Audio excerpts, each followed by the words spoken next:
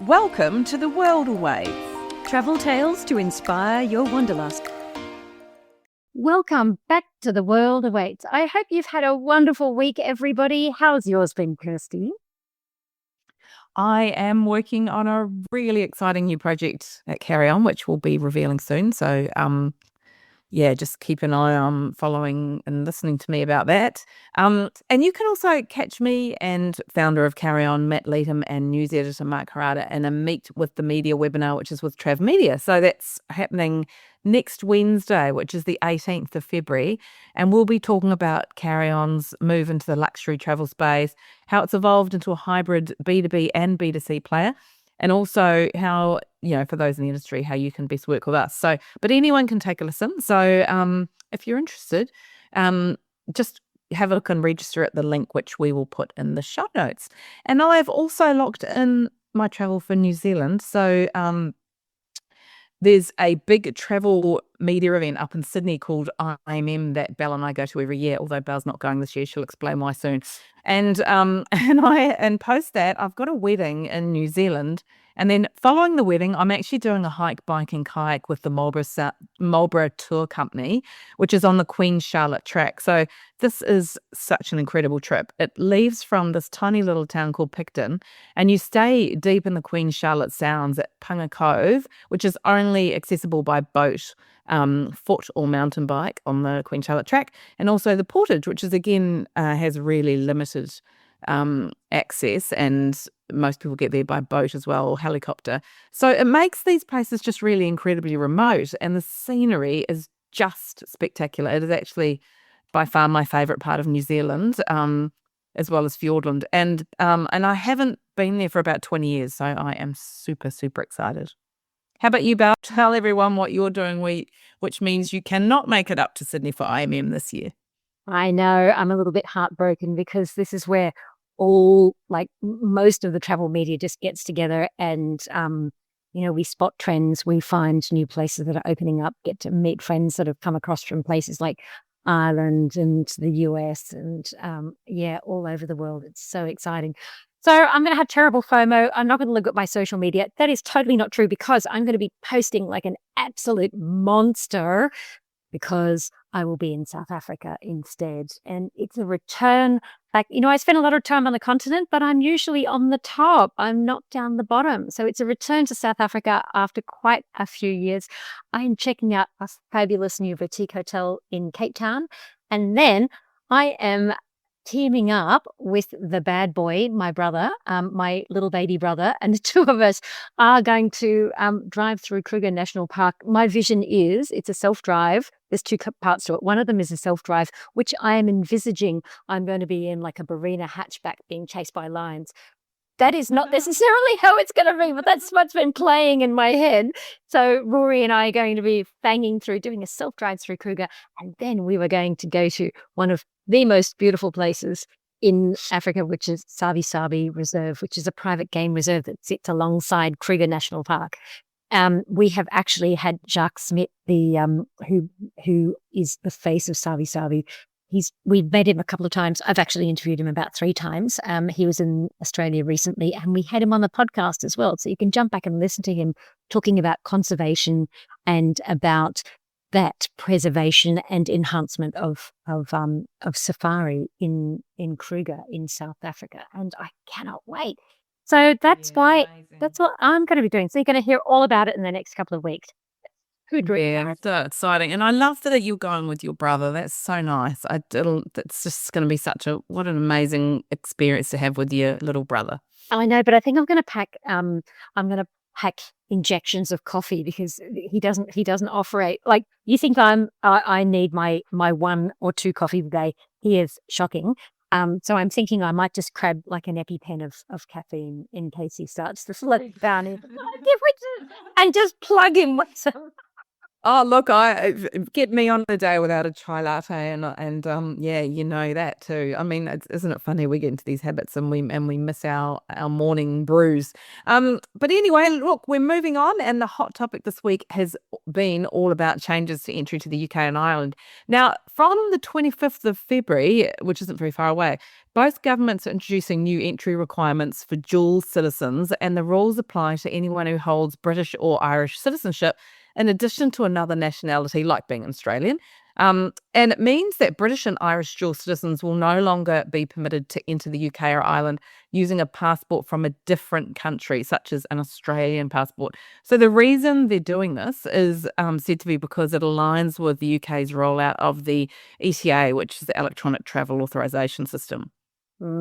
Yeah, this change ensures that airlines can verify that passengers have the right of abode, meaning you can live or work in the UK, which prevents carriers from being fined for bringing improperly documented travellers.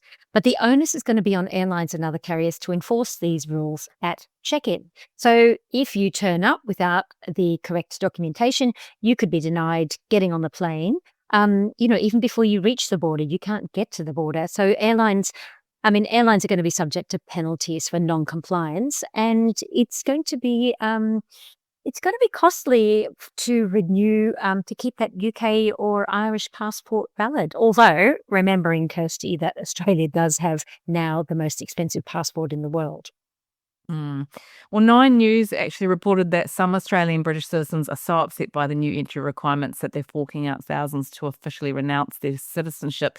So it quoted a dual citizen, Simon, who says he paid almost $3,000 to apply to have British citizenship cancelled for himself, his wife and his daughter, which he described as daylight robbery.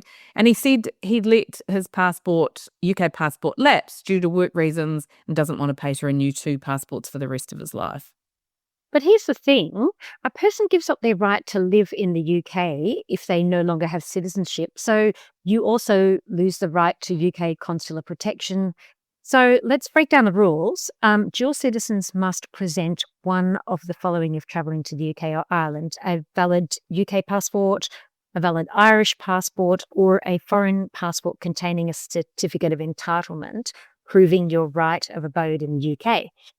And you may be considered a UK citizen even if you hold foreign citizenship elsewhere. If you were born in the UK, have a parent who's a British national, you were a British national and now have a citizenship of Australia or another country, but you haven't renounced your UK citizenship, or if you were born outside the UK to a British parent, as citizenship in this case is typically passed down one generation. Yeah, so if you plan to travel to the UK or Ireland after the 25th of February and you may be a UK or Irish dual citizen, you need to check your citizenship status and, if applicable, ensure that you hold, like Belle said, a valid passport or foreign passport with that certification of entitlement. And we will put a link to all of this information in the show notes.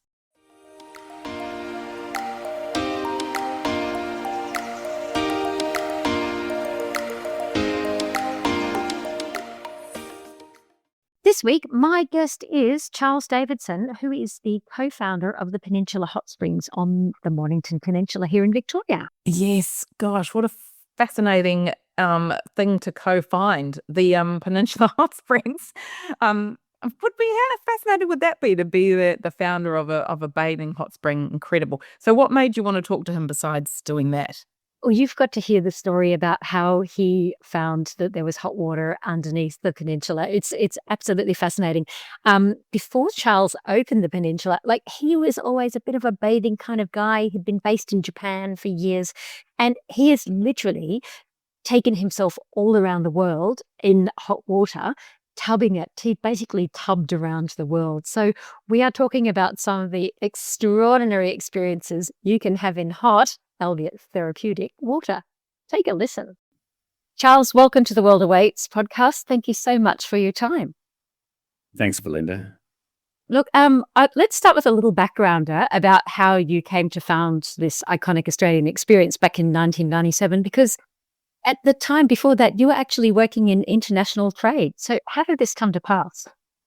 It was actually due to my international trade. I was living in Japan and I It was 1992. I had moved over for work, and while I was studying Japanese, friends said, "Come on, let's go to a hot spring." And I had never heard of what it was. I went to this town of Kusatsu and lay in a hot pool, looking up at the mountains and the trees covered in snow, and just felt like many people feel, why don't we have this at home in Australia?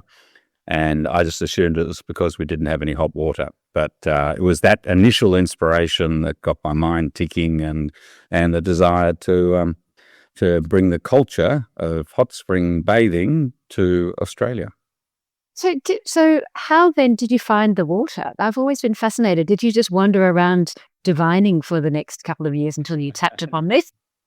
No, look, I spent about, that was 1992, and it wasn't until early 1997 that I'd actually, pinpointed the idea. I knew I wanted to do bathing. I thought there was no hot water in Australia. I changed jobs from working for a Japanese trading company to working for the Australian Embassy in Tokyo. And I had a beer after work with the head of the Victorian State Office, and he said to me, this guy called Kevin Knowles, and he said to me, "You're a bit too entrepreneurial to be a diplomat all your life. What do you want to do?" And I had no intention of being a diplomat all my life either. In fact, I wasn't a diplomat, but I worked for the embassy. And I said I'd love to do hot spring bathing. And he said, I think there's hot water on the Mornington Peninsula. And it turned out that a report had come across his desk about 14 years beforehand of state government had done test drilling across the state. They just checked the water resources. They weren't actually looking for hot water, but they came across this hot water on the Mornington Peninsula, and they sent a report across to the Japan office of the state government and said maybe you can find somebody interested in investing in hot springs in Australia. And 14 years later, I walked through the door. Amazing. So you've had an epiphany, and then it was fate that brought you to creating the Peninsula Hot Springs. Yeah, absolutely. And interestingly enough, my family had been like some of the early settlers here in 1842. They actually came down to the Mornington Peninsula, and we've had sort of family property here and connection here since, for nearly 7 generations. Wow. So let's backtrack a little bit about that, because there's this idea that Australia, like as you say, Australia didn't have hot water and it didn't have a bathing culture. And I mean, I'm really interested in your idea that bathing is a culture and it helps you connect with the culture. Did it mean that we never bothered to sit in all of the hot springs? Because I remember as a kid, driving through central Queensland, and everybody would always stop at particular springs on the sides of the road. But it was, it was basically a puddle, hot puddle. So was the culture here before we decided to formalize it? Oh, look, there was, and look, when I started, I had no idea there was hot springs in Australia. So I'd ask people, and nobody, even geologists and hydrogeologists in Japan, I'd approached back in the 1997, 98, and said, "What are the chances of there being hot springs in Australia?" And they associated with hot springs with earthquakes and with mountains and all the Japan's topography. And so they said, "Look, there's no chance. It's a flat old country. It doesn't have hot water." The reality is, as I've learnt over the years, is that every state has hot water. Some of them have natural springs popping out, and as you say, in central Queensland, you've got a lot of the artesian springs, but there are still also some natural springs as well in certain areas up north. And I wondered why we didn't have the culture, and we did have a huge culture of bathing. So we were always beachgoers. We were swimming in the swimming pools. We were swimming in the oceans and bays, but it was just the hot spring bathing culture hadn't emerged. Aboriginal culture has, in areas where there are springs, there is some level of use around them. Dalhousie Springs in the centre of Australia is one example in northern South Australia, where they've got a pool called the Wanyeri, which means healing waters, and that was traditionally used for childbirth. Now it's one of about 20 pools or springs, natural springs in that area, where people can use. So there's only one that's allowed to be used by the public. All the rest are kept for traditional business or just for nature. There is, where there are springs, there's culture and a lot of the, they say the rainbow serpent. In fact, one of the springs out there is called the Rainbow Serpent Spring.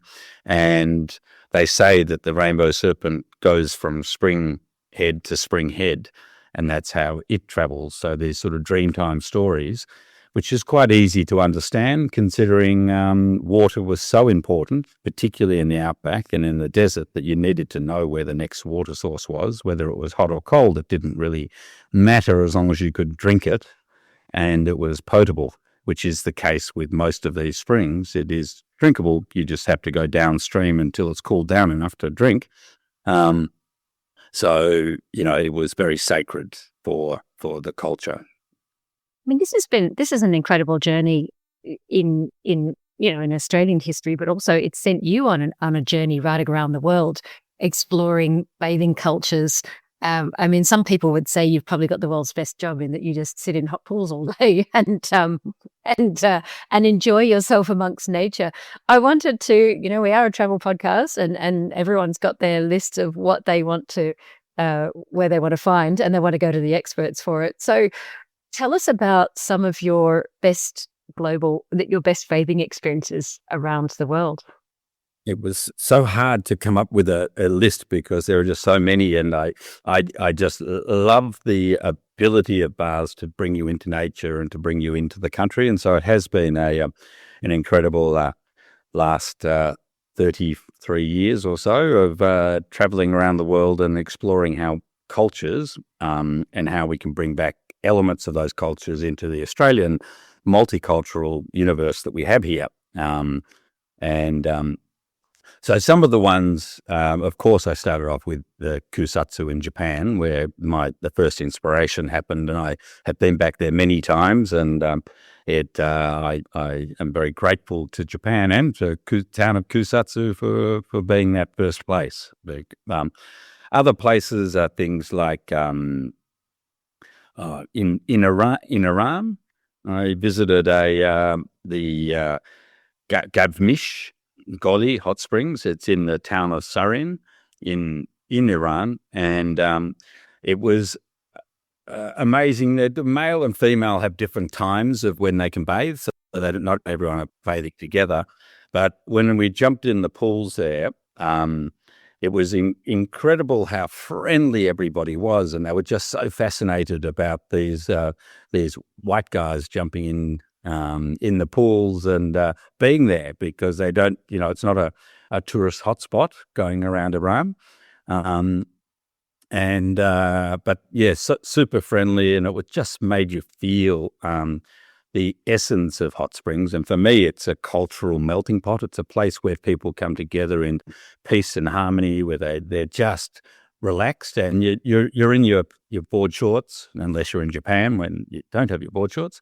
But you're just it's your pure self, and very very, very friendly and very incredible. So that was one in Iran. Similar in Yemen. I went to Damp Hot Springs in Yemen. This was back in 1998, in the early days of exploring cultures. And I really wanted to understand that hot springs had nothing to do with money or wealth. It actually was all to do with just nature and human connection.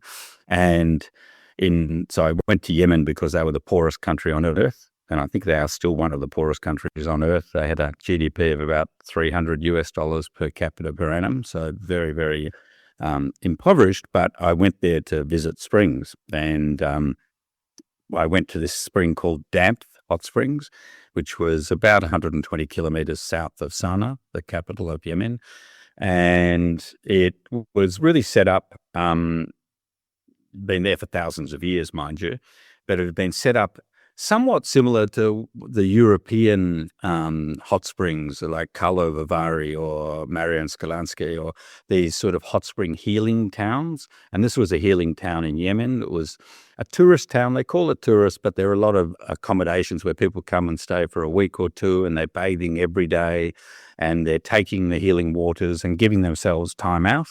And, this is over 1,000 years before the European hot springs were being used in a similar way that they've been using them there. So the knowledge of healing is something which transcends cultures, it transcends religion, it transcends, it connects people.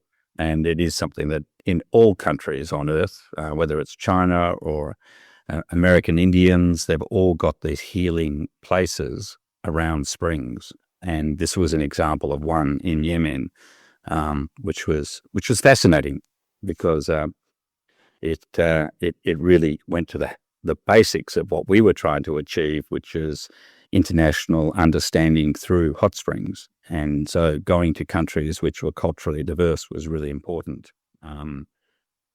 There are so many more I could keep listing up. But. I'm happy to hear them all because it's absolutely fascinating that you've chosen two really incredibly diverse ones.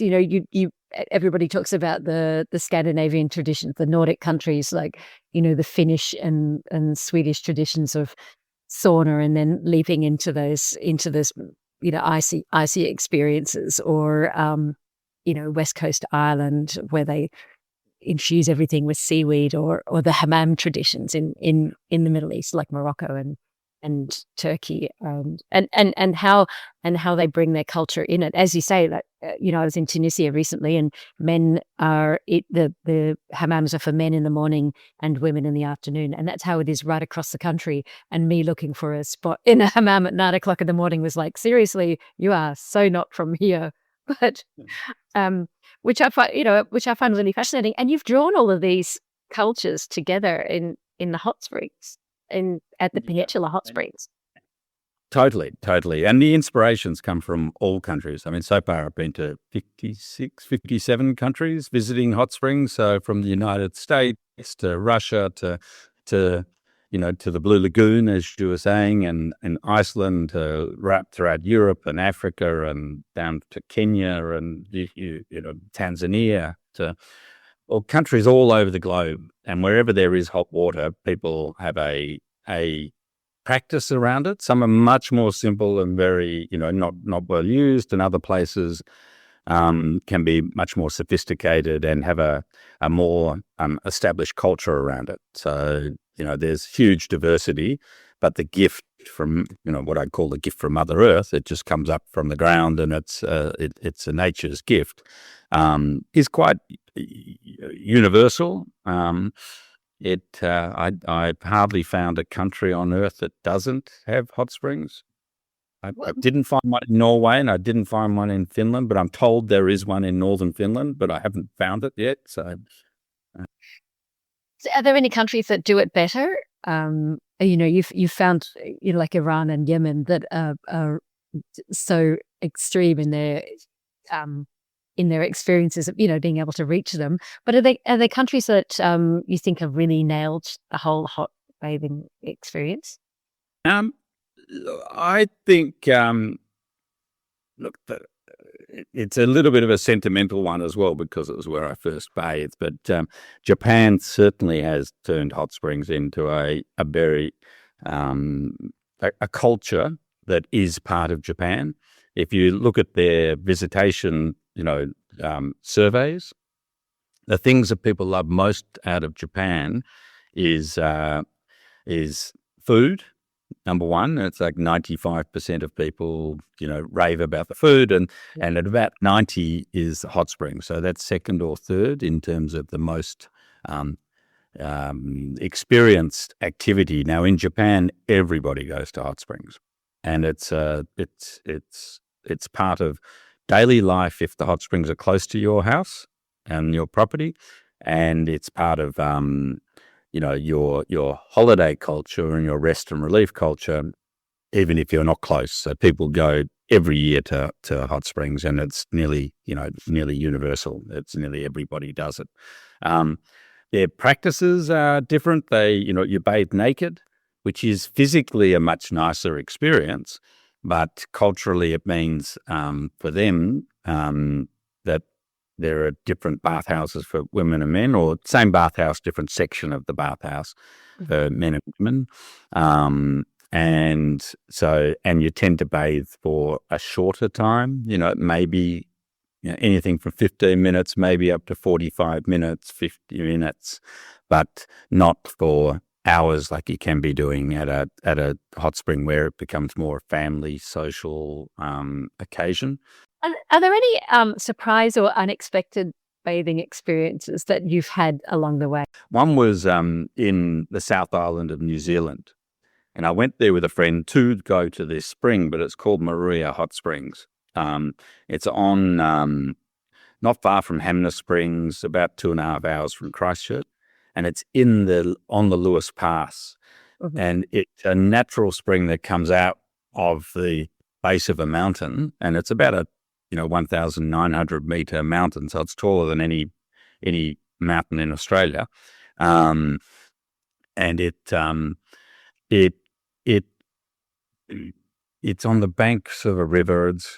You lie in a hot pool, and it's just sublime. You feel so small but so nurtured, because the grandeur, and you can look up in either direction because you're in the valley, and either side you're either looking up or down the valley, or up at one mountain or the other, and half the year it's snow covered at the top.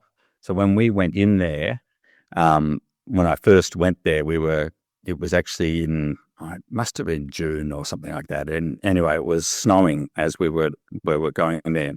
And the guy who I was traveling with, James White, he said, well, this is a spot in this area, in that valley, is where one of the parts of the filming in Banania was done.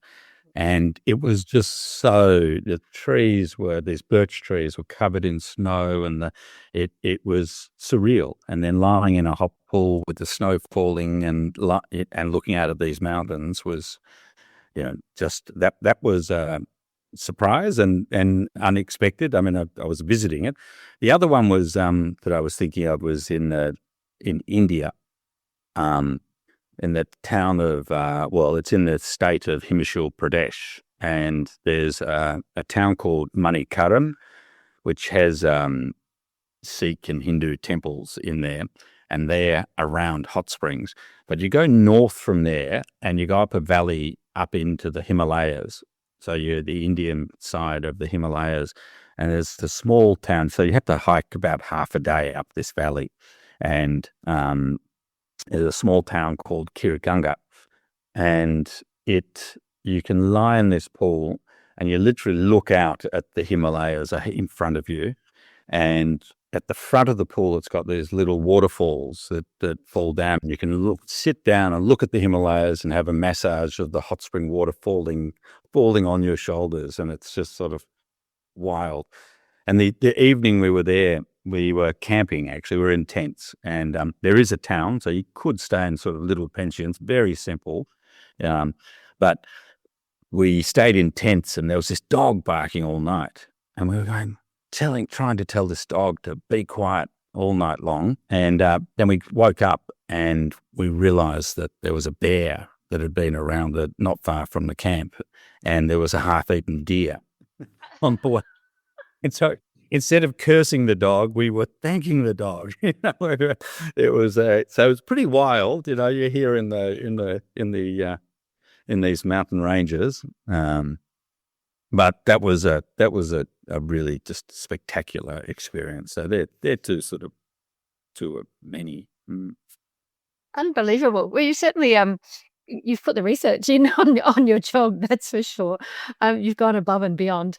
Let's go back to Australia then. If you had to choose somewhere in Australia that you think is a really really one of those quintessential experiences. You're not looking at the Himalayas. We don't have the Himalayas. As you said, we're an old, flat earth. Where would you find yourself sitting in hot springs? Look, my favorite couple, and mind you, there's not many. This is why we made our business, Peninsula Hot Springs, close to Melbourne, because there was water, but it was also close to a population, so it could become part of your regular bathing. But in the Northern Territory, there's a town called Mataranka, and it's got a couple of springs, a Rainbow Springs, which is sort of in these palm trees, and there's another one called Bitter Springs. And Bitter Springs is fed. Nobody really knows exactly where it comes from, but it flows like a river, and it's these sort of larger lakes, but it's about 38 degrees, something like that. So it's really quite warm, 37, 38. And it's surrounded by beautiful trees, and it flows like a river. So you can literally flow down the river. You jump out at a bridge, and then you run back round. We were there with our kids, and I took one of my sons was bathing there, and he said, "Dad, this is better than the Great Barrier Reef." And he had goggles, and we were diving underneath, and it was crystal clear. There was a limestone on the bottom, so it was like sort of filtered limestone water, crystal clear. And there were fish swimming around, and there was birds above, and it was sublime. So Bitter Springs in Mataranka in the Northern Territory. And then, like I mentioned previously, Dalhousie Springs, which is at the end of the Oodnadatta track. Very hard to get to. It's within like 40 kilometres of the geographic centre of Australia. So if you see the Australian map and you put your finger on the centre, you're at Dalhousie Springs. And that's got, as I mentioned, Yuwanyeri, or the Healing Water Pool. It's about 300 metres long and about 80 metres wide. It's massive, and you can swim through it. The source is about 90 degrees Celsius up at one end, and you don't go there, obviously, because you'd die. And as you get closer in the main pool, you can get up to around about 50 degrees, but again, you don't go that close because it slowly gets hotter and hotter. But when you go down the other direction, it drops down as well. So there's most of it, 90% of it is actually very swimmable and incredible. It's got this sort of black mud at the bottom, and you can paste it on your skin and bake it off, and beautiful. But that one's tough to get to. In fact, both of them are fairly tough to get to. Dalhousie particularly, it's as remote as you're going to get in the country. You've got to work for your hot springs experience, haven't you? That's there's something beautifully symbolic about the positioning of it being in the absolute centre, the geographic centre of Australia as well. I think that it adds a certain romance to the whole experience. Yeah. Probably one other little note on that romance, and not really, and how significant it is that there those springs, the Dalhousie Springs complex, which is the whole lot of springs around there, are actually not. They're run by two, or when I say run, they're the custodians are two language groups, the Wakanguru and the Lower Southern Oriente people. So there isn't. It's too sacred for one group to be the sole custodian of it. So there are two language groups that are there. Brings in a lot of politics, but it is actually very significant that the culture said that this place is so significant that it needs to have two language groups to be custodians for it. Charles, I'm going to ask you the question that we ask all of our guests, and you might have even answered it with the fact that you've been up in Himachal Pradesh with a bear nosing around while you're going bathing. What is your most bizarre travel experience? And it doesn't have to relate to hot springs, but I think given your travel history, you're going to pull something pretty great out of the bag.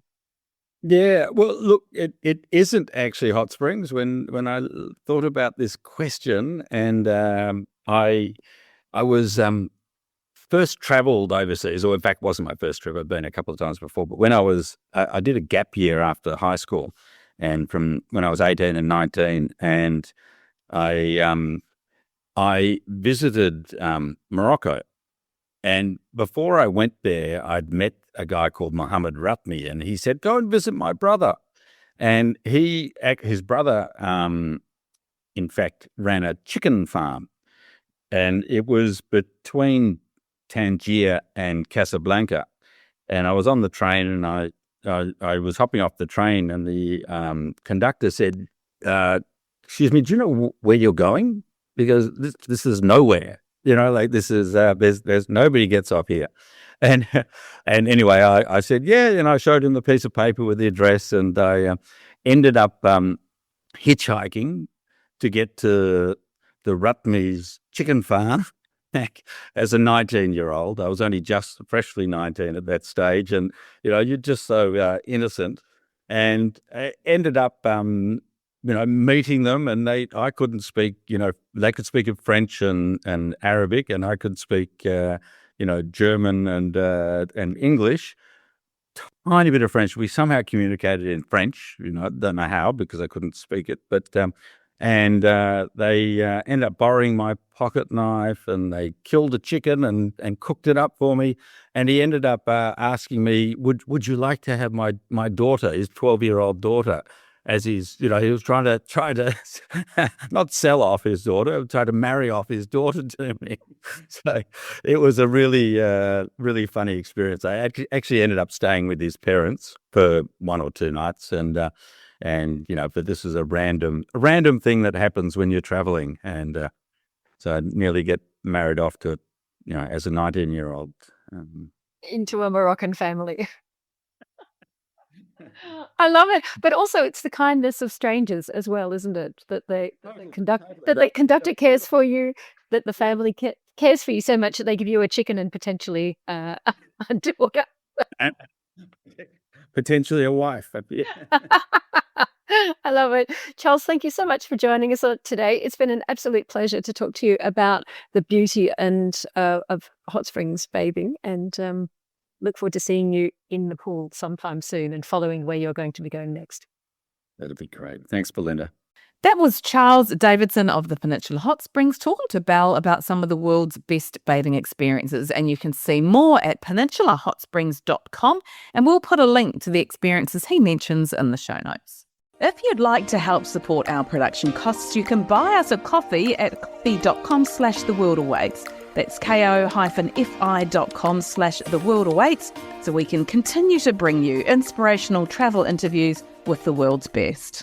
Our tip this week is about how to stop your skin from dehydrating on flights, and I'm all up for this. According to leading Australian health and wellness expert, clinical nutritionalist, food scientist, and antioxidant researcher Dr Vincent, flying is one of the most aggressive overlooked stresses on skin health, with the effects compounding over time for frequent travellers. Kirsty, let's just solve this problem.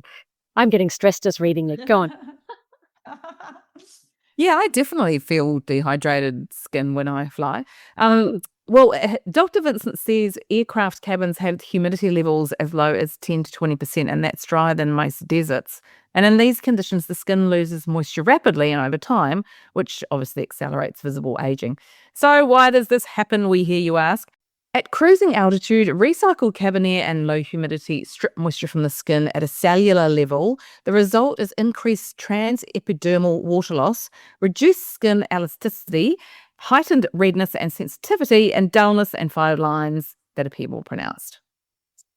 Yes, literally I'm feeling my skin drying as we're reading this. So when skin is dehydrated, it becomes less resilient, it's more prone to inflammation, and that's a key driver of premature aging. And nobody wants that, do we? No, we don't. Long-haul flights, alcohol consumption in the air, and salty airline foods can further compound the damage, but who never said no to a glass of wine and the chips, right? So what can you do to stop it? Dr. Vincent says, start hydrating from within. We all know this one. Drink water consistently before, during your flight, and try to avoid flavoured water as it might irritate your gut. Look, I might be a bit of a nerd here, but I do not drink on long-haul flights ever. Like, I just don't. I won't take alcohol on a long haul flight because of this. Because flying for me long haul, I know that you don't believe in jet lag, Belle, but jet lag is very real for me, and I just don't want to compound the issue. So I just want to hit the ground running. So I do avoid alcohol. And I don't drink coffee. So there you go. I'm ticking all the boxes. Dr. Vincent says avoid alcohol and caffeine because they're dehydrating and also amplify moisture loss at altitude, and try not to eat those salty snacks and meals because they increase fluid loss and worsen dehydration.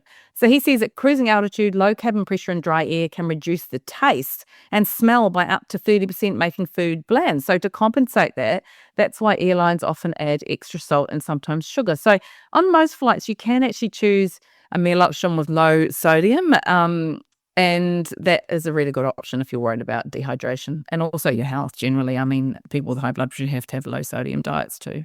Yeah. I mean, that's why you'll find things like, rich meats and stuff like that on the menus. I know Neil Perry has done countless interviews about this as a chef cooking for people in the air. His other tips are moisturizing before you fly. So applying a barrier supporting moisturizer immediately before boarding to slow water loss. Using a facial mist during the flight. I love doing a little mist, and which apparently a lightweight facial mist can rehydrate the skin. It calms inflammation, supports the skin barrier mid-flight. You can do what this woman did recently, and she did the full face mask, the sheet masks. Which is I've snuck sheet masks and also the little under eye ones. Often I pop those under my eyes and then I put the sleep mask over my face. So you can't see that I've got those patches on. Whereas this woman that I woke up beside recently had the full face mask on. It was like, you did have to look twice at her shamelessly sheet masking in economy on a daytime flight. And I was like, you go, you're gonna be the most beautiful one back at the boarding gate. Off you go. I do sneak them in at night, and I think anything goes in business class as well.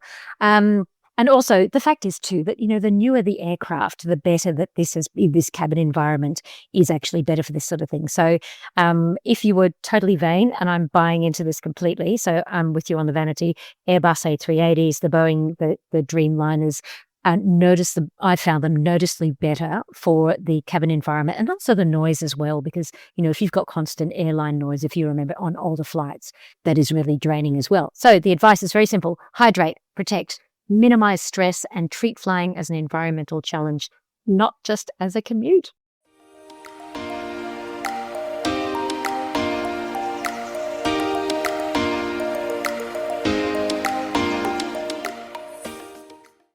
Next week, I'm chatting to award-winning author of the Jade Riley Mysteries, Andrea Barton, as well as crime author. Andrea runs a book editing company called Brightside Story Studio, and she's also vice president of the Mansfield Readers and Writers Festival.